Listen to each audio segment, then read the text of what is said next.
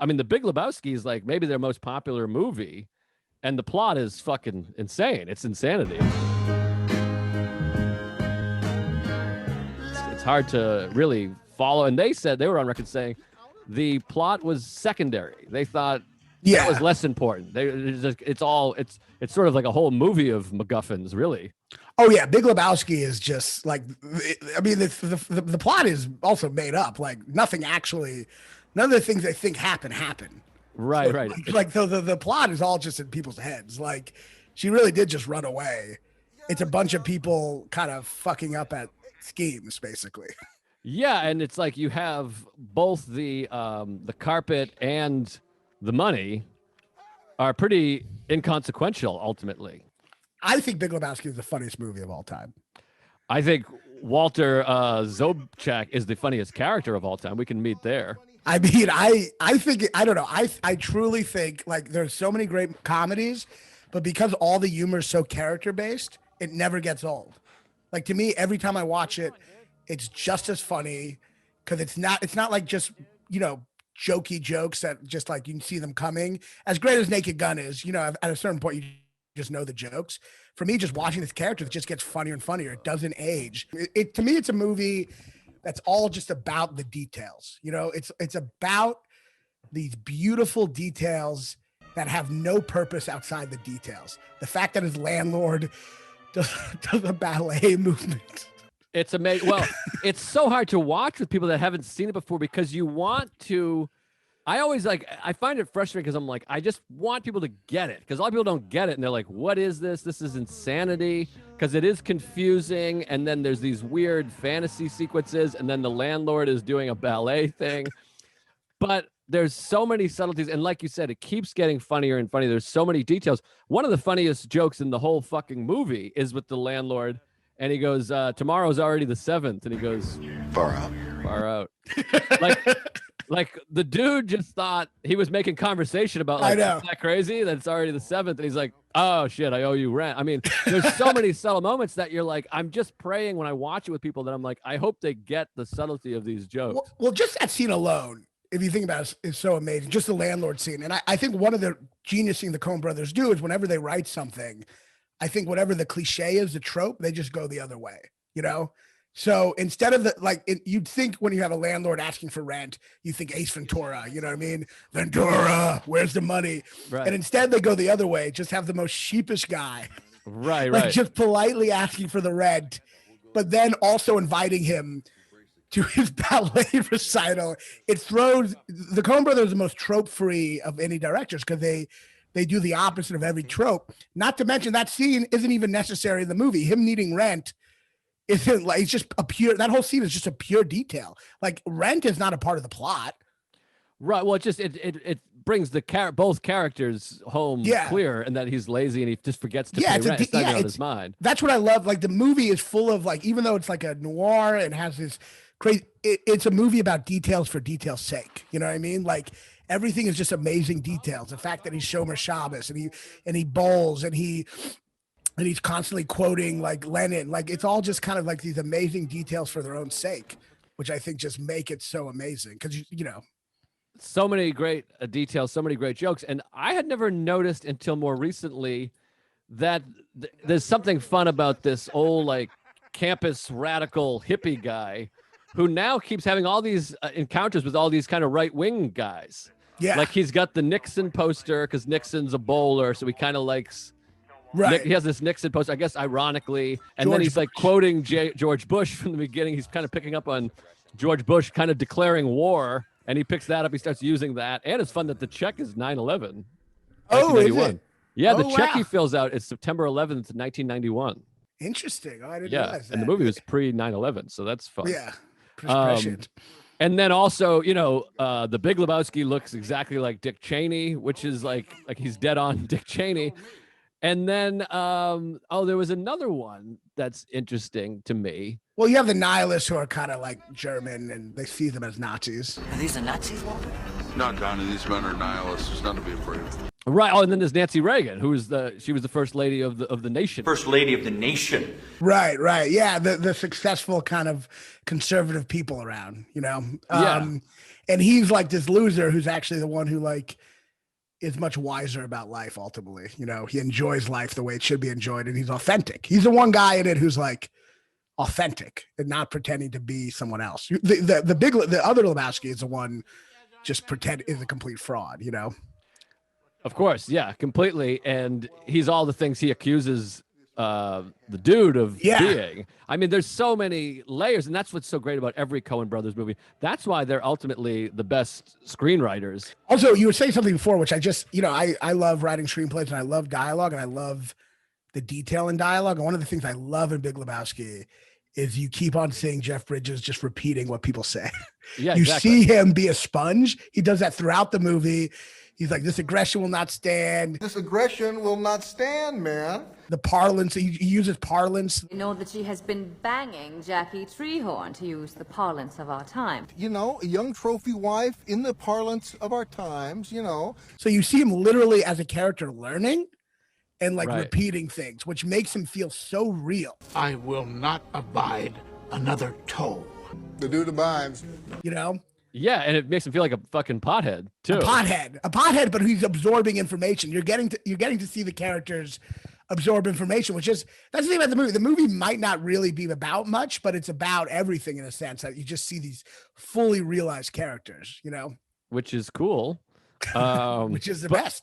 But yeah, so going back to Walter, I do believe, and I've been saying this for years, that Walter, John Goodman's character, is without question, pound for pound, the funniest movie character in history, because I think absolutely everything he says and does is hilarious. Fucking hilarious. It's amazing to have a character that is that rich in comedy. I mean, everything he does, every face he makes, the look, everything about it is unbelievably funny.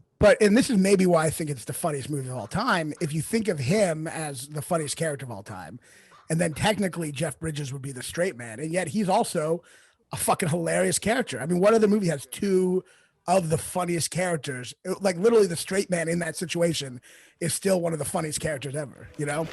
This is a bummer, man. What are your, I gotta ask, like, because it's a comedy, it's hard, like, what parts make you laugh the most in this movie? The funniest part, I mean, the entire sequence of him, Walter picking up the dude to go pick up the ransom. That whole sequence with CCR playing is the funniest sequence in any movie. I mean, it's better than anything, you know, John Hughes or the Zucker brothers. It's amazing. The whites, I mean, the laundry, I beat it out of them, the machine gun, every single thing in that scene is unbelievable. And then ultimately, the way it ends and him just being like, fuck it, dude. Let's go bold. It's just an unbelievable button to the funniest sequence in history. And the great slapstick moment, one of the greatest slapstick moments, seeing the Uzi just hit the ground and just start firing at the car that he just fell out of. It's amazing. It's perfect. The other moment, of course, is when the guy is beating the shit out of the when Walter's beating the shit out of the Corvette, and the guy comes out and beats the shit out of the dude's car, and then the cut to them driving, and we realize that they've gotten in their In-N-Out burger.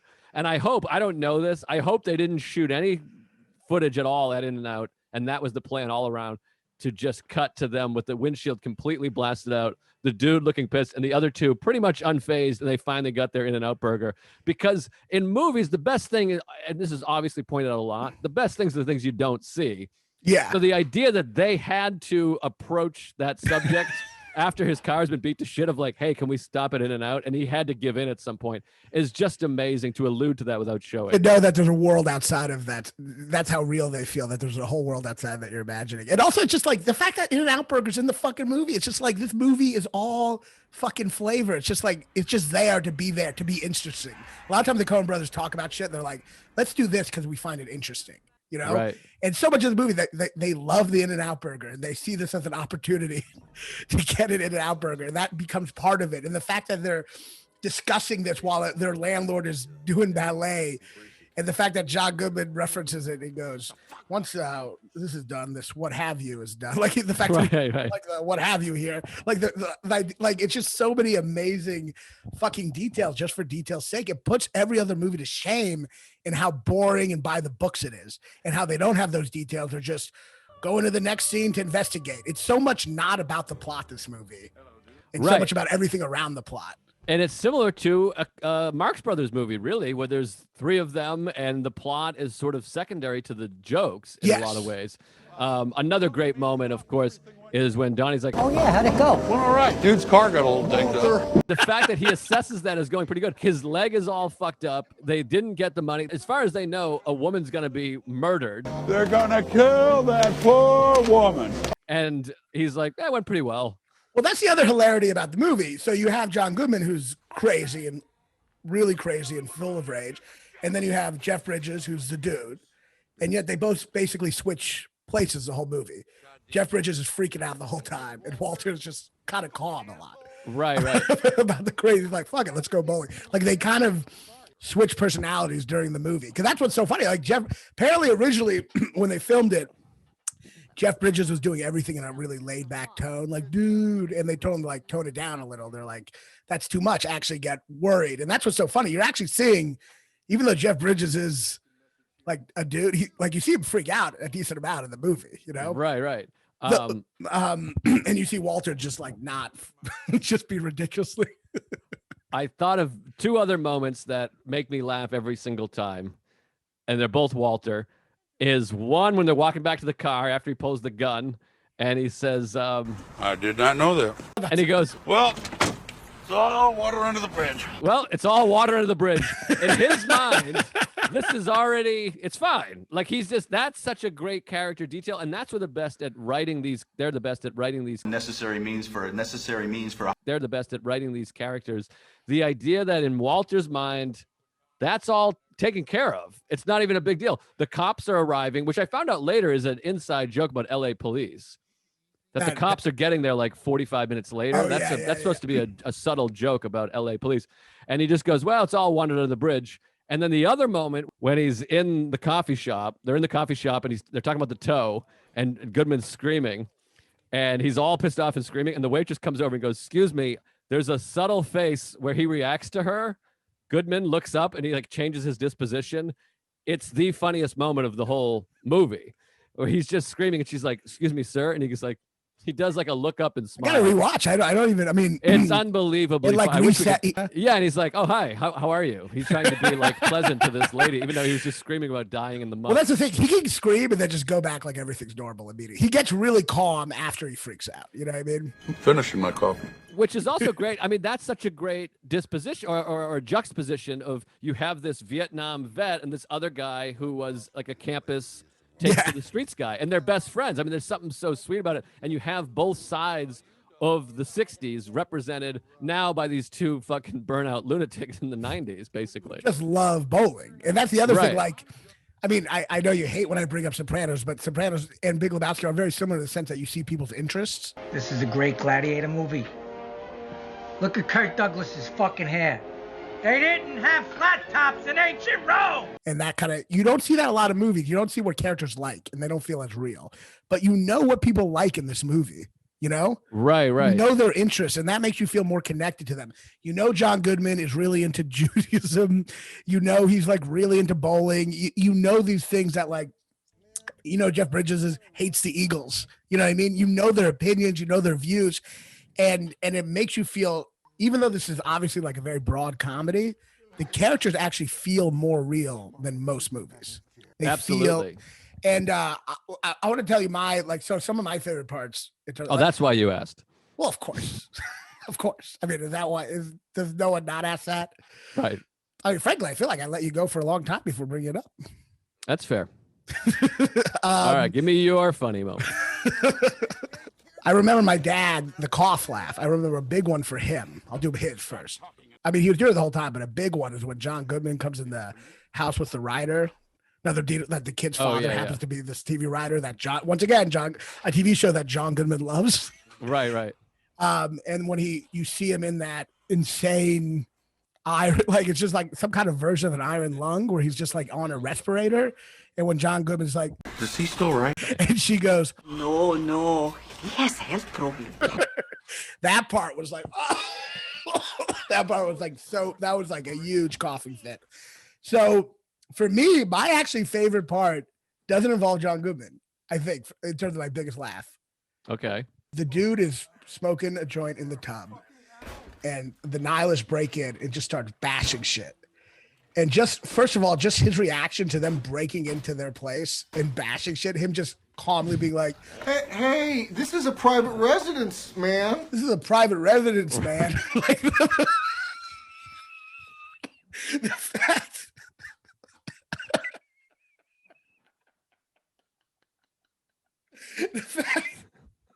just the calmest reaction to people breaking in. It just, dude, this is a private residence. Don't do that. Yeah, no, it's amazing. Then when they come in, they take the ferret down. He's like, "Nice marmot." And when they throw the ferret into the water and just hold him in the tub, that shit fucking destroys me. I don't know. It's something about like pain or like fear that just makes me like, and that form of slapstick fucking makes me just like convulse with laughter for like 5 minutes. Well, the funniest non-Walter moment is the response to that moment is when he's fucking hammering the wood in the 2x4 into the floor. Oh, the door. I mean, that's just such a good, that's almost like a Naked Gun gag. And the other subtle gag in there is there's like 300 nails in it and they're all bent and fucked up. Well, that's, I mean, like he's been hammering nails in there and he keeps bending them and missing them and fucking up. Bending them, missing them. That's actually a detail I didn't even notice. But yeah, bending them, missing, and then the fact that he does it on the wrong side of the door. Like, this movie's full of amazing dialogue, and yet it also has like incredible slapstick. Exactly. And that's what makes it such a great depiction of a pothead too, because it's not like, dude, where's my car? Oh, it's little details like he spends a lot of time on a project thinking he's doing something smart, but he forgot to check which way the door opens. That to me is like a great depiction of a pothead. Yeah, I mean, yeah, you're right, exactly. And there is like so many broad things, like like the fact that he listens to just the sound of bowling, like the fact that he just listens to bowling games. But like I mean, to me, it's like every moment is funny in this movie. It's just kind of perfect. It's kind of like just heaven as comedy. It's just always funny. And I honestly think even the best comedies have like slow parts. Or kind of get, even the greatest comedies like Blazing Saddles. There's a certain point where like it's so funny, but then it's like, all right, kind of like a lot of great comedies burn out kind of at some point, but this movie is just kind of perfectly funny the entire time, and it's like it's like so exciting the entire time. I just think it's just like the most perfect comedy, which is interesting because like the Coen brothers aren't like these comedic. I mean, they do funny movies, but they're these great directors. So it's funny that to me, the best comedy isn't by Mel Brooks or Woody Allen. It's by the Coen brothers, but that's truly how I feel. I guess when it comes to character-based humor, no other movie makes me laugh as much. I read something too about how there's a scene with, remember David Thewlis in it, who's like that guy who's just like, what do you do? Like what he's like that, David Thewlis? He's like the guy who's in the apartment with Julianne Moore, who's just like, he really looks like snobbish. John Waters a little bit. Yeah, he's really snobbish yeah. And the dude's like, what the fuck's your problem, man? Apparently when they wrote that scene, they felt like there was too much exposition in that scene with Julianne Moore. So they just threw him in there to make it seem like there's other shit going on. Oh, and to me, that's like the whole movie. It's like, there's so much other shit. It's a movie that has a plot that's insane and then throws so many details around it that just make it so fucking unbelievably funny. And there's something a little by the end that's a little profound about it. Like, very profound. It's sweet. I mean, and then the moment where Walter hugs the dude after Donnie dies, it's really sweet. And you think this is a character that is in need of a hug. He's a fucking Vietnam vet with PTSD, he's still taking care of his ex-wife's dog. And he's got a really sad life. And he finally kind of hugs them. It's kind of beautiful. And it's such a Buddhist movie of the dude abides. He's just accepting. And then he has a baby on the way, making him the Big Lebowski. Make him, that's right. And he just accepts everything. And he's not this guy who's trying to be something he's not or be super successful. He just accepts life how he is. He is. And even though he does go a little crazy in it, like it's amazing how so much crazier other people would be. Like he's fairly laid back. Like he just basically gets annoyed at John Goodman for taking a gun out, but it's probably the most laid back response anyone else would have to that, So it's like he is just like going through it, and it's a profound. Yeah, to me, it's perfect in every way. There is some like philosophy that's profound, and I do think like it is also just a movie that's just in love with the nuances of it, and it makes you just love the idea of characters and character behavior and stuff like that. Yeah, it's extremely profound, and it's about acceptance. And we've also had this entire conversation about how funny it is, and without mentioning the Jesus. I know. It's also hilarious. And by the way, I didn't put this together for a long time. Is that when you first see him, you see him through the eyes of the dude, and Hotel California is playing, and we find out later he loathes the eagle. So he sees this rival that he hates with this music that he hates. Oh, you're really good with the little Easter eggs or whatever. That's a good point. Yeah. I think Fargo and Big Lebowski, for me personally, is the greatest two-punch in American cinema. Like just one movie films? back to back. Yeah, I think that's the greatest two-punch. Oh, interesting. Boy, that is, I've never thought of that topic, but you might be right on that. Fargo and Big Lebowski, one of the great crime movies of all time and one of the great comedies of all time. I think that's like, I mean, the range in those two movies, how they're in some ways very similar and also just completely different. Like, I think that's the greatest two-punch. It's interesting because that was kind of like a letdown, I think, at the time to people, because they made this masterpiece. Yes. And then Big Lebowski came out, and I think people were like, what? I think that's people's reaction to Genius a lot. It's like you don't give them, it's the same thing with Dylan. They wanted Fargo again. And instead they gave them the greatest comedy of all time, and they weren't ready for it at the time. But Genius looks ahead, and clearly now people fucking, Big Lebowski is so many people's favorite movie.